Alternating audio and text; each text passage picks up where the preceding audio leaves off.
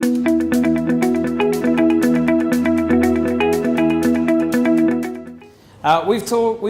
entitled our talk this morning, How Thinking Globally Inspires Action Locally. And we're going to start with a video. What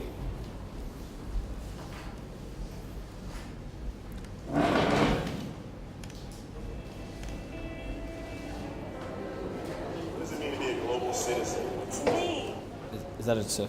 being a global citizen is understanding that everything's connected, making decisions based on the good of everyone, not just ourselves. I am a global citizen. Only one planet. Loving people is the best way for you to be a global citizen. If we know that we belong as a humanity, we are brothers everywhere.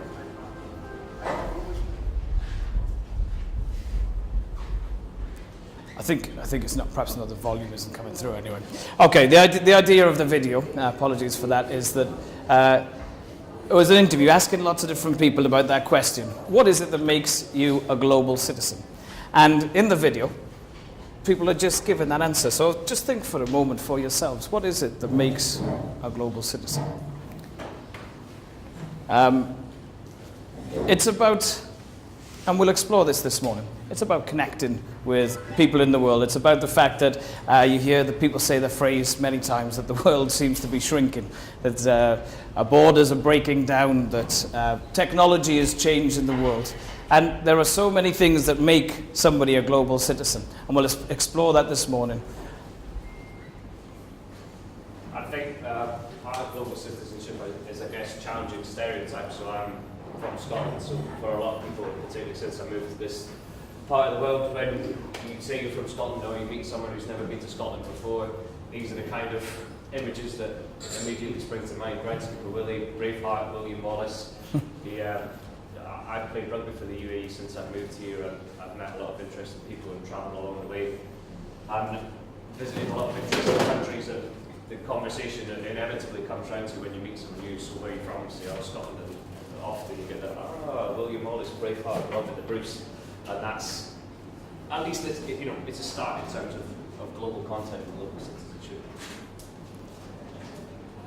What we want you to do is to imagine this idea. You've got to be the film, the director. You've got your shot, it's pinpointed on a small part of the film. And we're going to try and show you where we've gone to by imagining that you're the director. And you're taking your camera and you're pulling out. So we've started here in a football ground, and you've got a split between the two sides of the fans with the chairs down the middle. And that split is there because those two football teams, those two football fans, they hate each other. They cannot be in the same ground as each other. They're chanting things at each other. And as the director, you're going to pull out from there, and you get to the city, this is a place in Scotland we're looking at. This is now Edinburgh. And the rugby team, another sports team here, all of these supporters get together and they're on the same side because the view is out a little bit. Then in this area, Edinburgh will play another part of Scotland and another rugby team, and those fans will be against each other.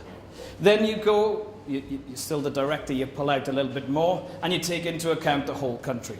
And those two cities that were against each other and were shouting things at each other in that sporting match now get together because they're representing Scotland as a country. Then you continue your pan out. And the same people who would be against each other, country to country, now represent Great Britain.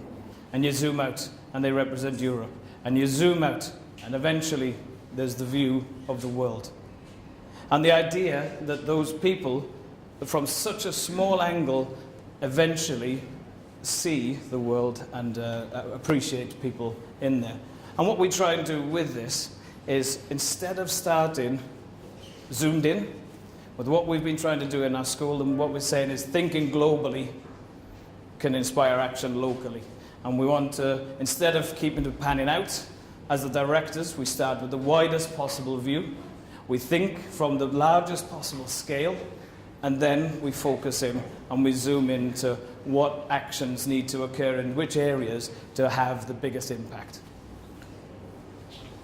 And I think with a lot of these ideas, the concept sounds great, but the practical applications aren't always as straightforward. So my first experience of this was teaching in Scotland. So I taught in a place called Falkirk, which is here. So within the context of Scotland, it looks like a relatively big city. There's a population of about 150,000. And then you see Falkirk and Stirlingshire on the map here. So in the context of the UK, not really a big city at all. And then on the wider shot, you see Falkirk. Well, you can't even see it on a map of the world. It's just a tiny dot with a big arrow that points to. And even then, it's hard to pick it out. So when I taught in the school there, and I told the children there that I was going to move to Dubai, one of them put his hand up and he said, "Sir, how will you be able to do that though?" I said, "Well, what do you mean?" And he said, "Well, for a start, you don't even speak Dubaiese." So at that point, I was, you're immediately faced with this global concept of all these things are out there, but how do you get your everyday child in any classroom in any place in the world to think about that? So it begs the question, which kind of touches on some of the things we talked about in the first presentation, is what does it mean to be educated? What is the good education? Is it the reading and writing? At one point, the 3 hours of writing on a chalkboard, this was everything. Or is it the problem-solving approach? Is it the idea that if you take these children and you teach them how to solve problems, they can do anything, they're unstoppable? Or is it the third approach of the ICT of, well, as long as they can use a computer, they can still solve these problems because the computer's got the technology to solve the problems now for them. So don't worry about writing, the computer will do the writing for you. Just learn how to use the computer. These are all potential answers, but perhaps this is the more pertinent question, is that if you look at how well did the education that you received at your school prepare you for the issues that you're dealing with in life at the moment. So not just the general problem solving. We're talking about the issues and the concepts that when you're lying awake in bed at night, you can't get to sleep, and then you're thinking about the really big issues in your life. How well does your education prepare you for that, or did it at all? Are the things or the biggest problems you face in your life at the moment, did you have any training from your school to deal with them at all? Possibly not. And we sat down and we thought, very similar to the way Graham was thinking in the auditorium just now, and saying, what are those things that affect us globally? What are the things that affect our lives? Do the things that affect us globally actually impact us on a day-to-day basis? When you think of something like climate change, it is something that is a global issue. Does it affect you on a day-to-day basis? Will it affect you on a day-to-day basis? It's quite a difficult sort of idea to get around. We're looking at ideology. Does ideology affect you on a day-to-day basis? How much do we consider when we're teaching, and when we are teaching, how are we teaching things around ideology? Recently in Brussels, there was the bombs that went off in the airport and in the train station. In your schools, did you address that in any way? Did you speak to the students? When you spoke to the students about it, how did you speak to them about it? Did you give your point of view, or did you try and represent a variety of views and try to get them to understand what was going on in that sort of the impact of that ideological thinking? Then you had the credit crunch. Is that something that was a global issue that affected you personally? There are these large ideas that have scaled down factors, and the impacts vary from people to people. And the last one is the cultural understanding of the people that you're around. We're in a very, very multicultural city. Are we aware of the way that we need to speak to people, and the things that we need to say to people, and the way that we approach them, and what might offend somebody and what doesn't offend somebody? And we had the idea that you might be the cleverest person in your class. You might be the most studious person in your class. You might have a world-changing idea. But if you can't effectively communicate that to the people around you, it can be lost forever.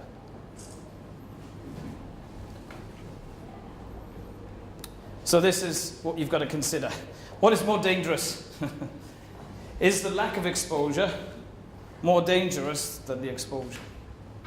Is it knowing about things or not knowing about things that eventually becomes the most dangerous? Lack of exposure. So then the other side of citizenship, I guess, where we've started to combine with our school, is that we have these children from 3 to 18 who come through our school, and some of them will stay for the entire time. So the other side of the education to look at is, are we preparing them emotionally and in terms of their well-being for the other things that they're going to deal with in their life. These children are going to experience bereavement. They're going to have a pet for the first time. They're going to fall in love. They'll fall out of love again. They'll make a best friend, and they'll fall out with their friends, and all, you know, temporarily, all these things can make the day, can destroy their world. They're going to apply for a job. They're going to get a driving license. They're going to experience some kind of prejudice or some kind of social injustice as well.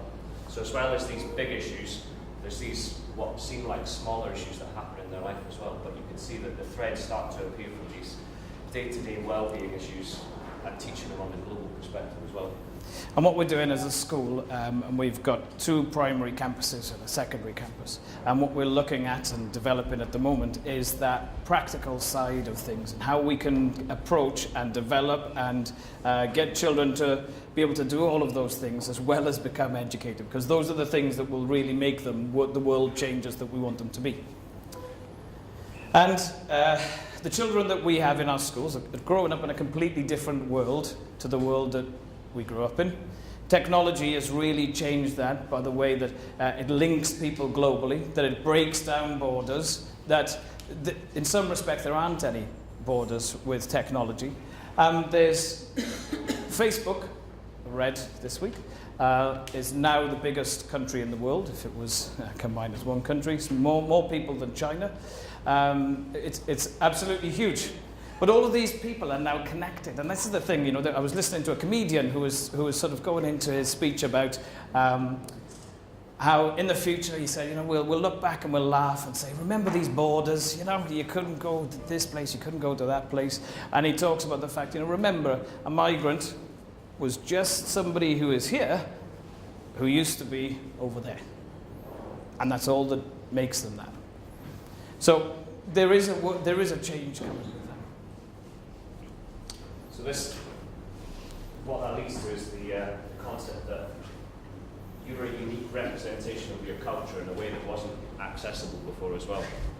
So because you've got these technology boundaries, that the technology's just blown them all apart, you can interface with someone on the other side of the world, or you can travel, you can reach places that you couldn't before.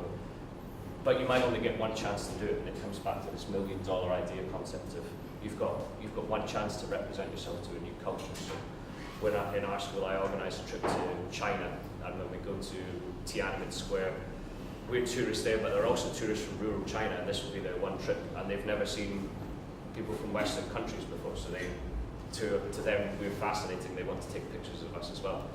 That might be the one interaction that they have with someone from our culture, and likewise it could happen. You might meet in your life only someone once who's from one country in the world, and that's your only chance you get. And it doesn't seem like a big thing, but it's this ripple effect of if I meet Luke and I give a bad impression, and he's never met anyone from Scotland before, he might get into a conversation about Scotland anecdotally one day and say, oh, don't Scottish people, they were an absolute nightmare, and he tells 2 people and they tell 2 people. So these are all the wide-angle views of the world, the global side of it. But who are we and what can we do about it as teachers? Jumeirah English Speaking School is a British curriculum school, and our pupils previously could only get in if they had a British passport. That was way back when now.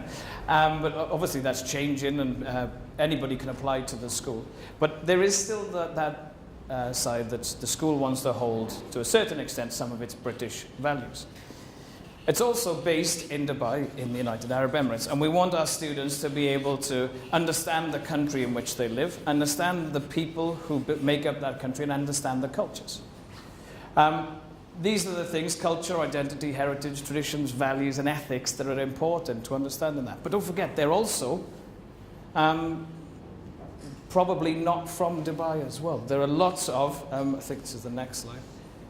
I'll come on to it. We also want them to be able to go from this place to anywhere in the world. And that's when we start talking about global citizen and being a global citizen, about being able to leave the place you are and to go somewhere else in the world, to live there, to be able to work there, to be able to fall in love there, to be able to do anything in another part of the world, and to have the skills to be adaptable enough and independent enough to be able to do that. So this is our story behind why we're building this program. We want them to build, our students to build healthy, happy relationships with their peers and with their adults, with other adults. We want them to manage their own personal safety and well-being, as well as look after others. We want them to demonstrate tolerance and empathy, cultural sensitivity. We want them to be morally literate, globally aware, and that's where we had the $1 million idea. Is that right? So our concept was based on a book that brings out the idea of the third culture kid. The third culture kid is that child who is born, like lots of the children in Dubai are here, but they're not citizens here, they're residents. Their parents, one parent might be from America, the other might be from Australia. Where do they belong? They are a third generation, third culture kid. They might never have even been to what is considered their home. And we have a saying sometimes in Dubai that perhaps sometimes Dubai doesn't feel real, that there's not always the real issues out there. The other countries that you might face when you go to London, you'll certainly see some homelessness, which you don't see around here. So there are some of these real issues, if you like, that you don't find here. We have so many cultures. You know, in the town where I grew up, my granddad is black. He was the only black man in the village, and he was known as the only black man. Byron the Black Man, they used to call him, you know. He was the only man there who was of any ethnic diversity in the middle of the valleys in Wales. And we want to bring it to the school community. So what we did is we started a discussion as a school, and this is just as the primary part of the school at the moment, where we've looked at, okay, what are the things, what are the journey, what are the steps that are going to make children be able to leave school with some of those values that we're talking about. And so these are the steps that we came with. In year one, the children throughout the year have a theme that they are thinking about, which is all about finding about themselves, about their families, about what makes them, what countries they're from, about what that, everything sort of looking inwards. Because first of all, to be able to be a person who's confident enough to go anywhere in the world, you need to know a little bit about yourself. So in the second year, then they start to begin thinking about others. And this is the general theme that runs alongside everything that they're doing. When they're doing their literacy work, when they're doing maths work, whatever, if possible, to link these themes in, make them practical as possible, the teachers do that. In year three, and they look at living actively and trading fairly. So we come into this concept of how the way they live and the way they eat, etc., really affects them and will affect themselves, but also the things that they buy and the things that where they look to purchase things from, how that can have an impact on the people who are growing, selling, etc. By the time they head into year four, then the theme becomes sustainability and innovation. And I think that's something that's really important. That's where you have sort of the UAE context as well with the innovation. But sustainability, again, is impacting from the global side. We're considering things like global warming and really looking at how using sustainability we can reduce those effects. Then in year five, you move on to a bit more of a complex idea of community and culture and relationships between people and people you've never met. And then year six, go on to thinking about creating tomorrow's leaders. And we'll give you a little bit of an example of those later on, but it's the idea that in year six they're studying World War II. So because they're global citizenship projects, creating tomorrow's leaders, they'll really look at the impact that the leaders had on each of the stages of the war. So it's interwoven into the curriculum that we have in place. So I guess this is where I've come in. I've been doing a lot of the groundwork once we came up with these ideas. So the real question is the practical applications. You know, how do you get all these massive topics and ideas into the classroom? So this is an example. We're happy to share this after the presentation if anyone wants more information on this. This is what our year one global citizenship curriculum might look like. So we split up into three terms. So my family is important to me, morals and values, and then our country, our rulers. So we have things there like moral issues, we have things like celebrating family occasions, we have things like what makes me unique, what makes my family unique, And then in each term, we've come up with some sample assessment criteria, if you like. Not so much in terms of measuring children up against assessment criteria, but looking at whole class things, ways that everyone can join in. So one of the things on the UAE social studies document is to do with celebrating occasions that are relevant to your family, your community. So in year one, we're creating a shared calendar where all the children can come in with birthdays of people who are important to them and who are part of their family. So I know when my mum's birthday is, because all the time you get children put their hand up in your flash and say, it's my dad's birthday in 2.5 weeks, we're really excited about it. And to them that's a really important thing, and it's a celebration that you have to share it as a teacher as well. And then we have things like morals and values, so just introducing the concept that there are stereotypes, like I talked about at the start, but getting children to challenge these from an early age. Boys play football at playtime, girls do skipping at playtime. Children are able to identify these stereotypes a lot earlier than we might think. Just some other examples of things that we've done. So as we've mentioned, in year 3 we've looked at fair trade, so the year 3's looked at a role-play situation of how the chocolate that they were eating, so they started off all by enjoying some chocolate, and then how did that chocolate actually get into the classroom? So they plotted the journey from where it was harvested from, where the cocoa comes from, all the way, and all the links in the supply chain. And then they did a little role-play scenario about it, so they took on the role of the farmer, the harvester, the person who transports it, and the shop. And then they looked at the profit and the amount it was sold for, and then they split the revenue between them in actual terms. And then they looked at the actual amount of work that each person had done along the way, which produced this idea of fairness and unfairness of, well, hold on, I've spent 16 hours out in the fields working, and my share of this is 2 dirhams, whereas your share of this is 24 dirhams, where all you did was sit here and wait for me to bring it all to you, and then you got all the money. And it just, little things like that can suddenly introduce, looking at it from that global perspective of fair trade, and then it brings it back into their own day-to-day life of, well, when I'm buying a product like that, now I understand the implications of buying some of these things. And you still manage to get your maths, you've got your curriculum to teach. They're teaching their maths, they're teaching profit, they're teaching lots of different values. They're getting that, but they're doing it in such a role play that the children, when they were the farmer that was getting the least amount of money, and that they, in that situation, role play situation, they were furious. They were absolutely furious. This definitely, and to talk about fairness in that situation, they were beside themselves. And in the end, they came up with their own model of what people should be paid for doing each component of getting that bar of chocolate from one place to the other. Keep going. So, just some things that we've encountered on the way that are worth considering if you're heading off on this and start looking in more detail at a global citizenship curriculum. You've got your UAE social studies document to consider. There's lots of good ideas in there as well. But you'll also have to marry, we're a British curriculum school, so we also want to marry that up with some traditional British values and things that are important. So that's definitely worth considering when you're planning your curriculum. You've got planning versus issues, which is a difficult challenge as well. So I don't really subscribe to the PSHE style model of, well, on week 1 you talk about feelings, on week 2 you talk about this. And you've got issues in the world that are going to explode that no one could ever have thought about. So you have to think about how you can incorporate these as well. And we're going to cover things like Expo 2020 for a while, but then that will become, eventually that's going to become the past. So the curriculum has to be very fluid, and it's going to grow on the those it says there.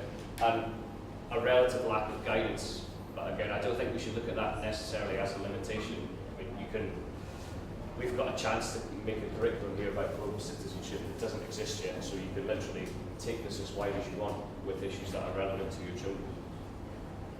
And we were faced with the idea that, look, we want to bring this in, we want to teach children the main issues, we want to make children who are world changers, and we feel that they need this background. There is a chance, there are schemes of work that you can go out and you can buy, and they can tell you how to do it. Or, as we've done as an organisation, sat down and thought about what are those things that we really feel that will mould our children and change them. and involving as many people in the discussions as possible, and allowing the teachers to go away and build this as we've worked along. When we go back into September, that will be our, we'll have completed a cycle, and we'll be able to evaluate and see what has worked well and what hasn't. But yeah, that's why the grow and the go is really important. We started at the end, if you like. We took the 3 to 18 slide of the little boy at the beginning, and then essentially the adult leaving school. When it came to what do we hope they're going to be like at the end when they leave, we're sending this person out into the big bad world where there are so many different scenarios they're going to confront. What do we hope that we've armed them with to go and deal with these issues in the world, and then work back from there. So this is our last slide. It's just that idea of where next. Well, we know where we want to go with ours. We want to make, as Graham was saying earlier on about assessment being the tail that wags the dog. We know that we want to be able to somehow turn around and sort of make a judgment on how children are doing through this, how well prepared they are to go out into the world. But we don't feel that it's something that we can give them a piece of paper and they can sit down and they can work out. We want it to be a very practical-based reward system, where a bit like, I don't know if you're from the UK, you'll know brownies and scouts, that sort of thing, where you go out and you get the badges and you do those practical things that allows you to represent yourself, and you get your rewards in that way. So it becomes very practical-based, and then you can see your assessment system. There's no need for a test. If you're doing something on fair trade and you've managed to, I don't know, influence that in some way, you get your fair trade badge. And you get those steps as you go through. And the secondary school are developing something that, we've got our director here. Am I allowed to talk about the, yeah. So in the secondary school, we're looking, we've got a new director employed to do the MAD Award. And the MAD Award is Making a Difference Award. And the Making a Difference Award, again, will be a series of very practical based events, things that you do that you can be rewarded for, and hopefully then that will filter down and probably subsume what we are currently calling global citizenship in the primary school. So we want it to be very, very practical. This is going to, as the title of the secondary school scheme is called, it's going to make a difference. It's going to make a difference in their lives. Hopefully it's going to make a difference in the community. Hopefully it's going to make a difference on a national and maybe even, who knows, if we do it right for some children on a global scale. In the primary, it doesn't have to start big. In year 4, they talk about sustainability and innovation. So a huge sustainable and innovative project here was the Dubai the monorail network, the trams. You can learn about it all you want, but go out, we're going to challenge you to go out, go and take a journey on a tram, plan a route that you normally take by car. Is there a way that you can take that route without using your car, using a more sustainable method of transport here? Maybe there is, go out and try, you might find it's equally good as one of the ones that you're already using, or learning about Ramadan. You can learn and read about it all you want, but would you try fasting for a day even if you don't observe Ramadan? Would that help you understand it? Would that help you feel more what other people feel? To take on a different viewpoint, if you are living in a house where you have a maid, what would it be like if you were the maid for the day and the maid got the treatment that you got every day? And just reversing those kind of things. We've got up there the fluid curriculum. Our curriculum that we're developing is always up for discussion and always changing, always refocusing itself, and because of the fact that global issues change as well. We've got global links and awards, so I think we've talked about some of those things as well already. So really, that's not a question for us in terms of where we think we're going next. We've got a plan, but for you, is this something that you could take to your school? Where next? In our instructions and in our guidance for this morning, it says open it up for discussion. So I guess that's our point, where we would like to open it up for discussion and just say, where next? Is this something that people can take on? That sort of thing. Yeah. Hi, Tracy Bishop from James Wallace International School. I lead on social studies in the school and have implemented a skeleton, shall we say, curriculum for this year. Yeah. Moving into next year, when social studies becomes compulsory, like you say, there's a clear, shall we say, not clear, but there is a slight lack of guidance in where we go. And some of the curriculum that is to be delivered within the guide, within the KHDA document, is things like Islamic values and the life of the Prophet Muhammad, peace be upon him, for example. How do you feel of a school that you can get ready for your staff to be able to deliver that in September, albeit that we may get, I don't know, in May, June, maybe even July, some directives that staff will be delivering this as part of the core curriculum? Yeah, again, we don't know that that's going to be the case. So what we've tried to do as a result is, because the social studies document, it's quite a thick document, it's got a lot of objectives to get through. And Islamic values, don't forget, quite often are similar to, they're very good values. Amazing values that actually we've accounted for in our program. So what we've done is we've fastidiously gone through the document and pulled them out and seen what we've changed it slightly in the sense that it says sometimes in the document this needs to be taught at year 1. Well, if they are some of the values that applies to our global citizenship values in year 4, we've pulled them out and put them where we wanted to. So we've rearranged all of those. So the teachers are actually teaching those values, perhaps not as specifically as the one you mentioned, but it is all part of the objectives that make up our global citizenship model. And it has been taught? It's been taught, right. So yeah, to go back to this slide, I guess, under my family reporting to me, we've got the criteria and things that we might hit. They're a combination of objectives from the social studies document and from PSHE documents that exist in the UK and ones that we've come up with ourselves. So we've tried to use that document, the social studies document, as a starting point and take ideas from there that we think are consistent themes that run all the way through. Well, I can tell you from my own experience, and I'll talk about this in my own session this afternoon, is we have had Christian teachers teaching Islamic values, and the impact of that on non-Islamic children has been amazing, absolutely amazing. So I sincerely recommend that actually happens, because those children feel completely enlightened, not frightened by that experience, and genuinely interested in what they're learning. Well, you're breaking down the cultural stereotype of the fact that Islamic values come from Islamic teachers, aren't you? You're doing exactly what, I mean, at the RE, the religious education model in the UK, you would look at all of the different religions, all of the ideas, all of the ideologies, and yeah, you sort of form an opinion from there, and I think, yeah, that's very good. That's good to know. Look, you described how your school has taken a practical approach to almost assessing some of the values, which, as you know, can sometimes be quite difficult to do.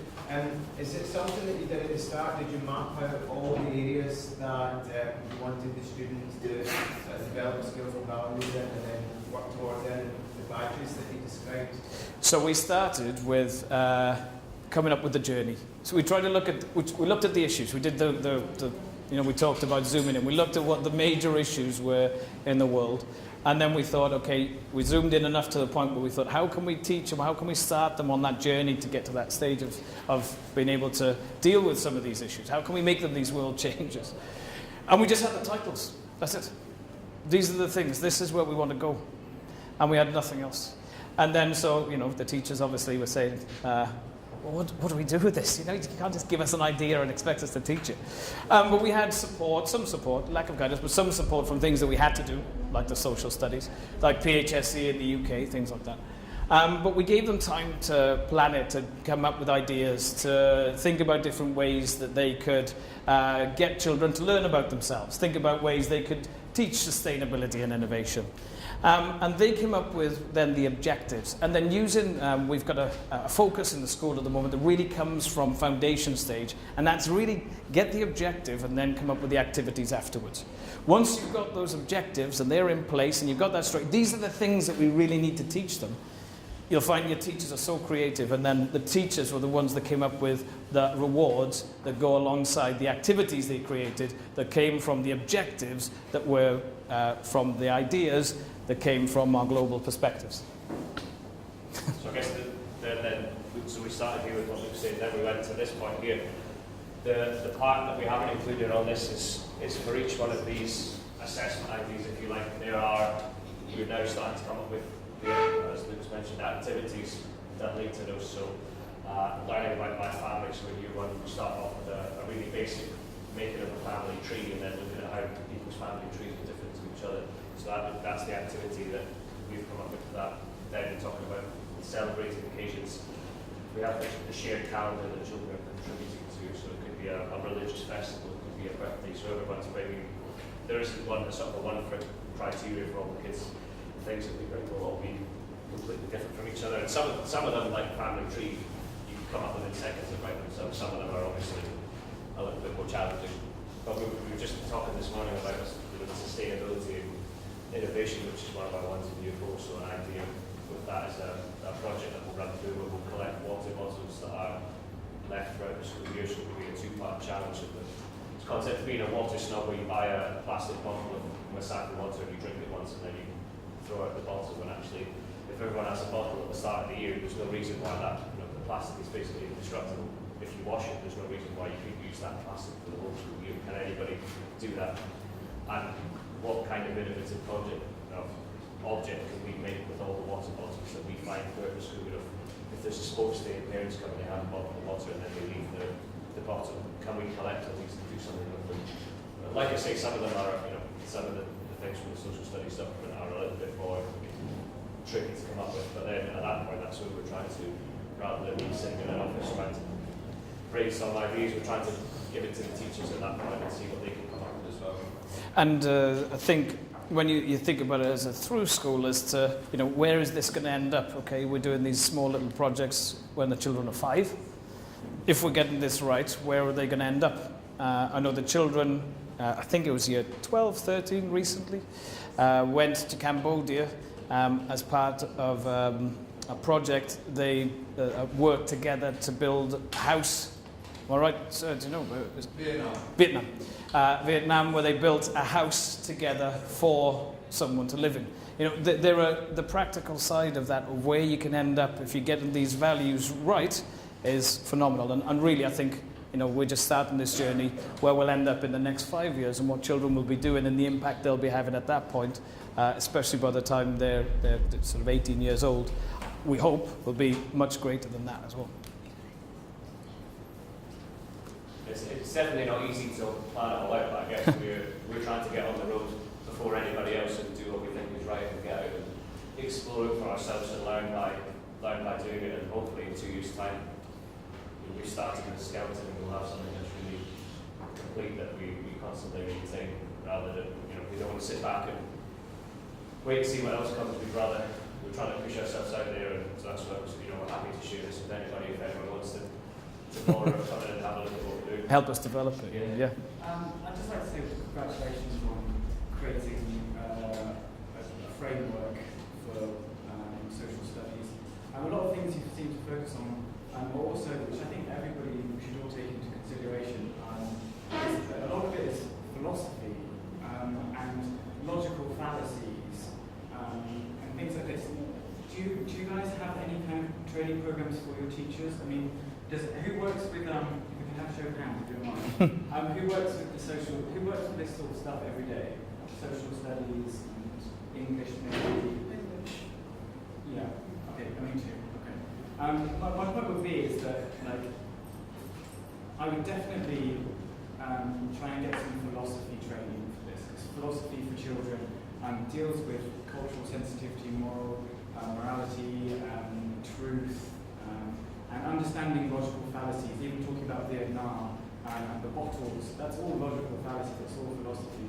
So I definitely suggest getting training in delivering philosophy and the right kind of questions that you're getting asked. Is that something that you do at Jess, or something you'd be interested in? We're speaking to one of our parents who's training children in mindfulness, so that's something that we're looking at as possibly, I guess, for our younger ones, a step before. It's something that a lot of really good research coming out of that.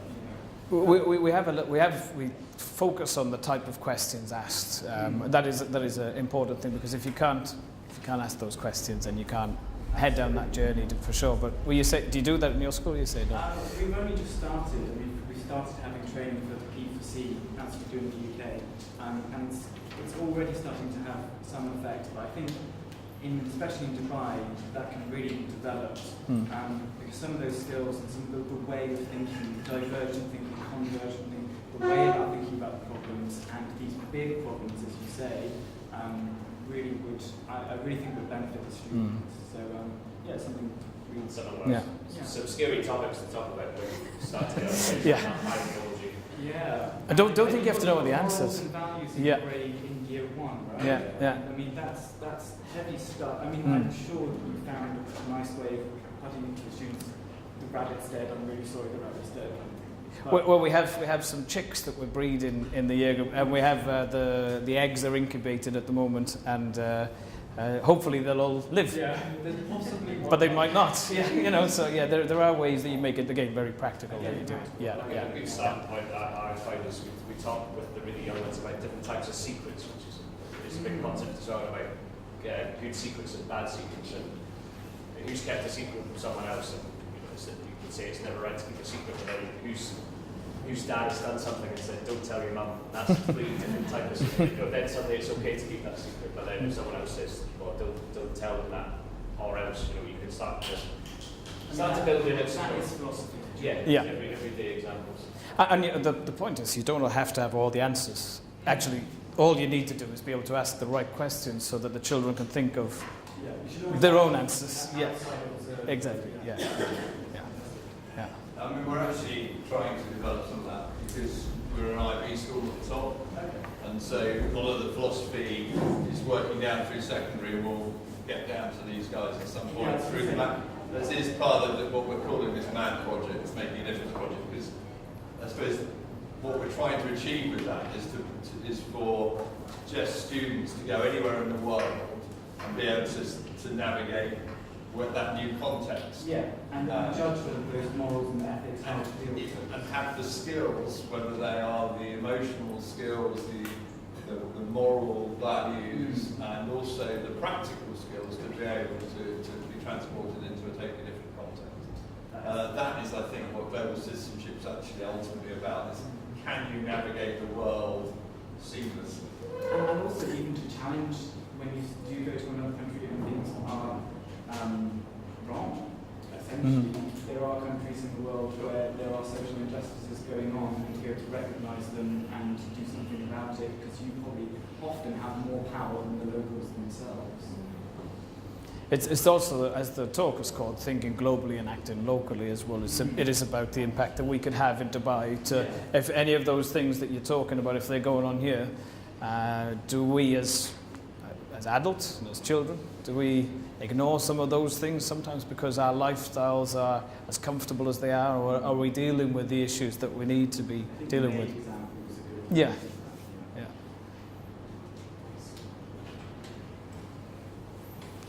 Okay, I think that's a natural place if there's no other discussion. Thank you very much. Thank you.